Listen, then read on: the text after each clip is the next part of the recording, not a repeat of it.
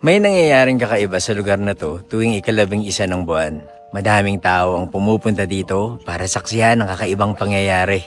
Storytime! Nandito ako ngayon sa tuktok ng Montserrat sa bansang Spain na located 1 hour away sa Barcelona. Sikat to dahil ang itsura niya parang hiniwa-hiwa yung bundok. Sinasabi nila na anghel daw ang gumawa nito. Pero sa totoo lang, madaming misteryo ang nababalot sa lugar na to. Ako nga pala si Buji at mahilig ako mag-storytime. Kung di nyo pa ako fina-follow follow nyo na ako.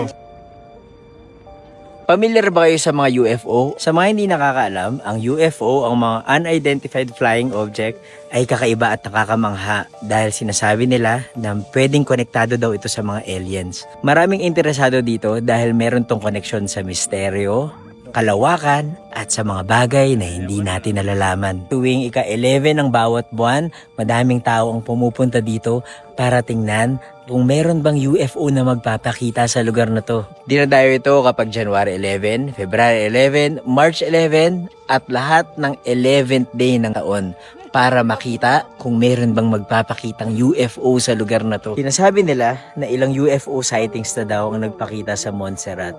Pero meron pang isang sinasabing nagpakita sa lugar na to. May mga nagsabi na nagkaroon daw ng aparisyon ng Birheng Maria dito sa Montserrat. Kaya madaming Katoliko ang pumupunta dito. Ang Montserrat ay isa sa mga sikat na pinupuntahan ng mga tao para mag-pilgrimage. Madaming nagsasabi na kaya raw merong mga UFO sightings dito dahil ina-attract daw yon ng energy ng Black Madonna na makikita sa isang sanctuaryo dito sa Montserrat. Sinasabi ng iba na nagko-connecta daw ang divine at extraterrestrial energies dito tuwing ika-11 ng buwan. Hindi ko alam kung totoo yon pero sobrang ganda lang dito sa Montserrat. Bisitahin nyo, kahit hindi ka 11 ng buwan, mamamangha kayo sa kakaibang ganda ng Montserrat.